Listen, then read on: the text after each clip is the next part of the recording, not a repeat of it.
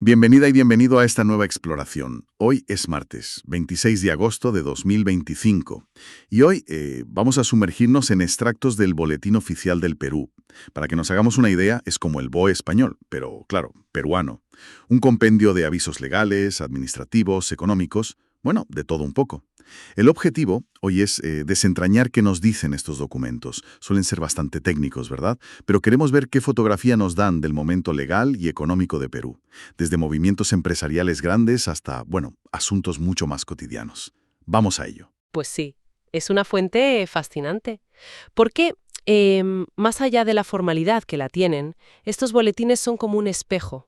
Reflejan la actividad económica, cómo se relaciona el Estado con la gente, y hasta cómo se resuelven cosas tan, digamos, vitales como una herencia o la propiedad de una casa. Es como ver la maquinaria del país funcionando, ¿no? Totalmente. Pues empecemos por ahí, por el motor económico, las empresas. Hay bastante movimiento, ¿no? Veo reestructuraciones importantes. Por ejemplo, una fusión clara en minería. Compañía Minera Agregados Calcáreos que absorbe a Sociedad Minera Lomo de Corvina. Y otra en el sector recreativo. Calango Country Club se queda con promotora Calango. Parece que buscan sinergias o consolidarse. Así es. Las fusiones, bueno, suelen buscar eso, ganar tamaño, eficiencia, quizás control de mercado. Pero fíjate, también vemos lo contrario, las escisiones. El caso de Tejidos Jorgito SAC es curioso. Separa su negocio inmobiliario, crea Inmobiliaria Cuadra 3 SAC y le pasa activos por más de 3,5 millones de soles. Es una estrategia clara, ¿no? Para diferenciar líneas de negocio, quizá para gestionarlas mejor o valorarlas por separado. Sí, sí. Y hay una excepción que me ha llamado la atención, la de Coperú, porque no solo transfieren maquinaria, sino que especifican, y cito, experiencias de ejecución de obras civiles públicas, consultorías de obras, contratos de obras, o sea, están valorando formalmente la experiencia acumulada. Exacto, y eso es muy significativo. Están valorando activos intangibles, el know-how, la experiencia contractual y de ejecución. En algunos sectores, hombre, esa experiencia demostrable puede valer tanto o más que los propios activos físicos para conseguir nuevos contratos, ¿sabes? Muestra una visión, digamos, sofisticada de lo que es el valor de una empresa. Me entiendo. Vale, también detectamos una tendencia a reducir capital. Shap Perú SAC, por ejemplo, reduce el suyo en 1,5 millones de soles. Y lo dicen claro, para devolver aportes a los accionistas. Y es interesante que el aviso recalca el plazo de 30 días para que los acreedores se opongan, ¿no? Claro, ese plazo es fundamental, es una protección legal para los acreedores. Si la empresa reduce su capital, su colchón, por así decirlo, los acreedores tienen derecho a decir, oye, espera, si creen que eso puede afectar su capacidad de cobrar en el futuro. No es un mero trámite para nada. Vemos otra reducción en KPMG Asesores, pero por un motivo distinto. Se va a un socio voluntariamente. Esto demuestra que estas operaciones responden a, bueno, necesidades financieras o societarias muy diversas. Y claro, también hay finales de ciclo. Varias empresas anuncian disolución y liquidación.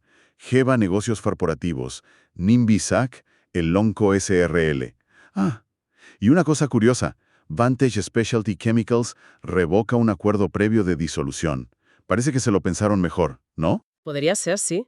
Quizás mejoraron las perspectivas del negocio o encontraron financiación, quién sabe. O un cambio de estrategia de última hora. Revocar una disolución no es lo más habitual, la verdad. Pero sí indica que las circunstancias empresariales pueden cambiar y mucho.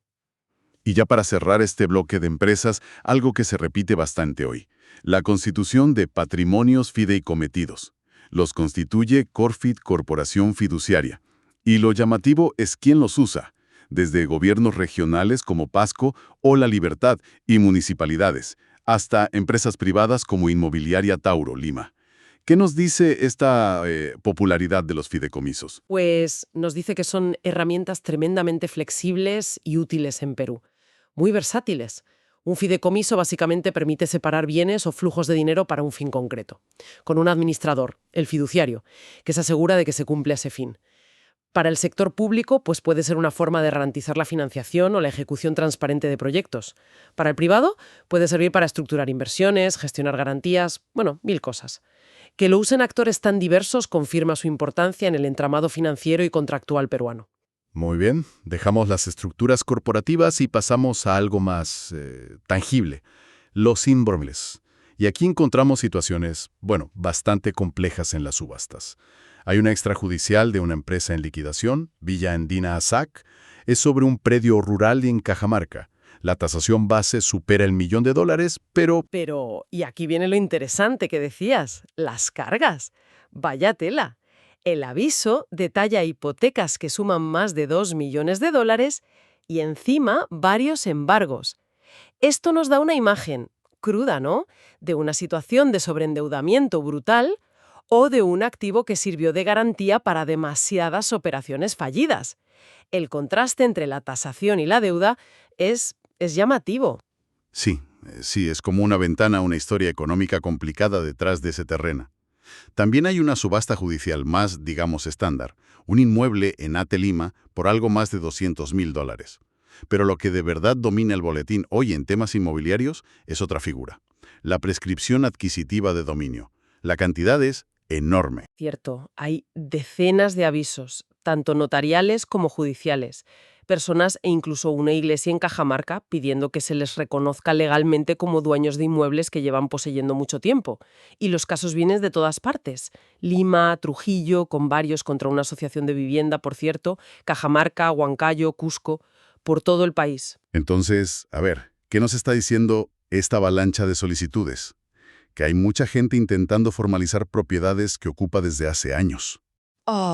Precisamente eso, la prescripción adquisitiva, o usucapión, como también se llama, es un mecanismo legal. Permite convertir una posesión de hecho, que tiene que ser pacífica, pública, continua y como si fueras el dueño, normalmente por 10 años, en una propiedad de derecho, con su título inscrito y todo.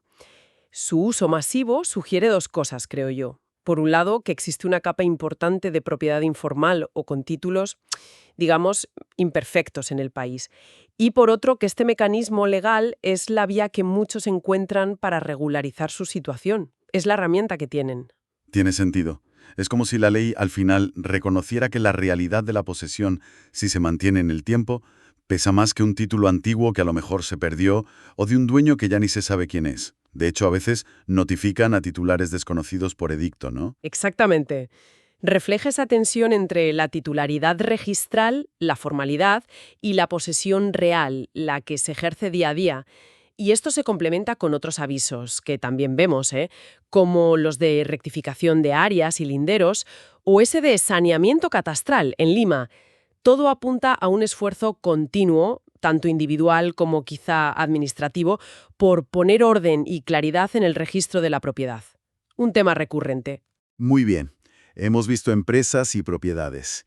Y cómo interactúa el Estado directamente con la gente, según el boletín. Vemos a la SUNAT, la agencia tributaria, publicando notificaciones a deudores en varias regiones, con montos específicos de multas, intereses, y a la aduana marítima del Callao iniciando procedimientos por presuntos delitos aduaneros, con posible comiso de mercancías y todo.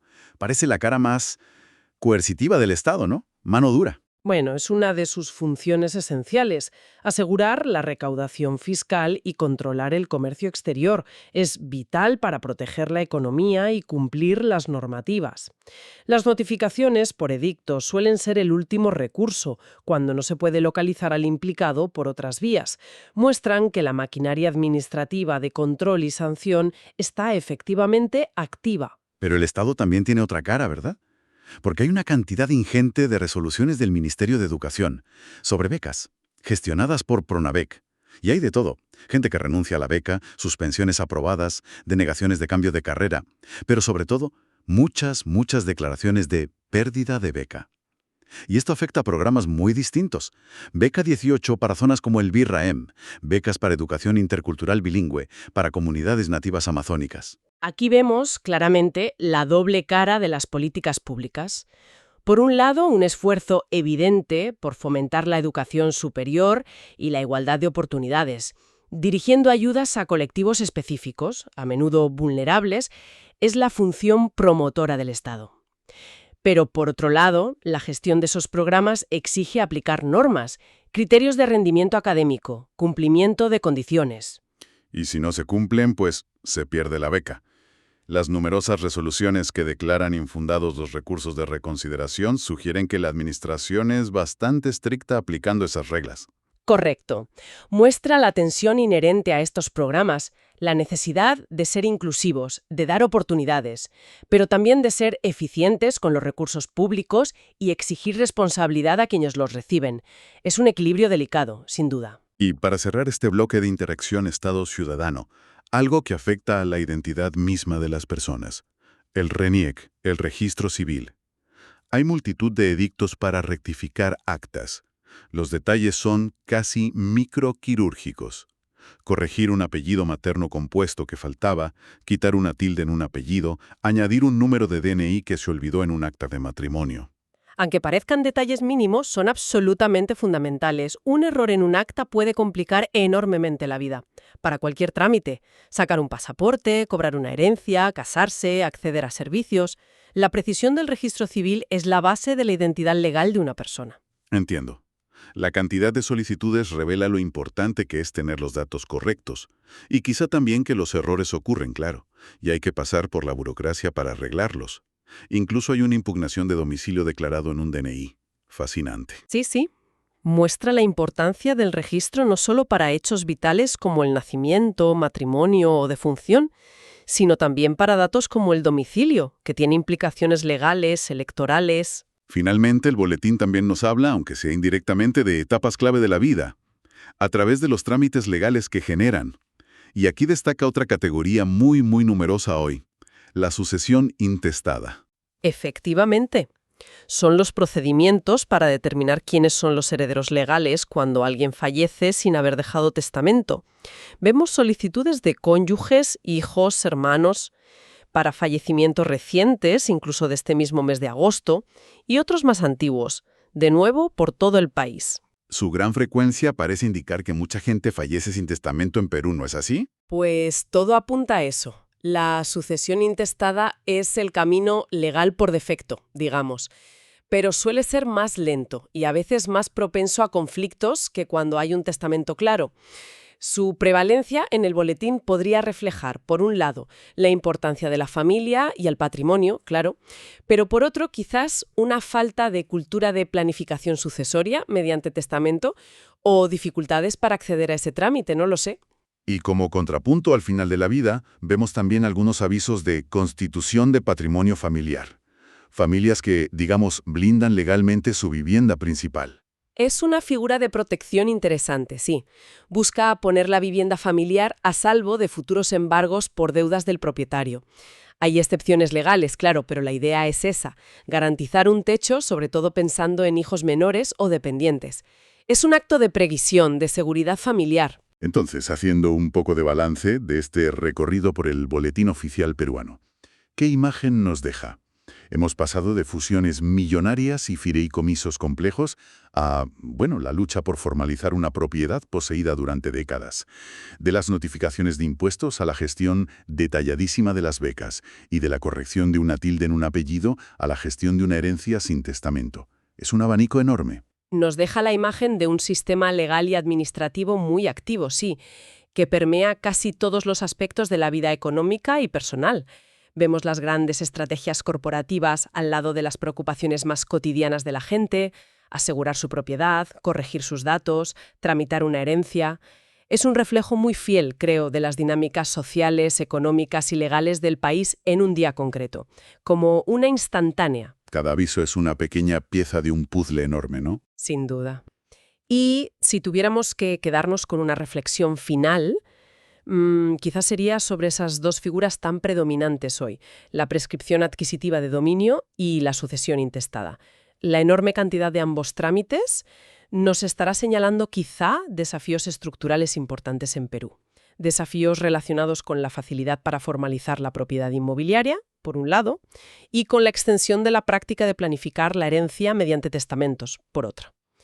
Es una pregunta que, va más allá del boletín de hoy, pero que queda ahí. Una pregunta muy pertinente, sí, que queda flotando. Ha sido una inmersión profunda y, la verdad, reveladora en la realidad peruana a través de sus documentos oficiales. Hasta la próxima.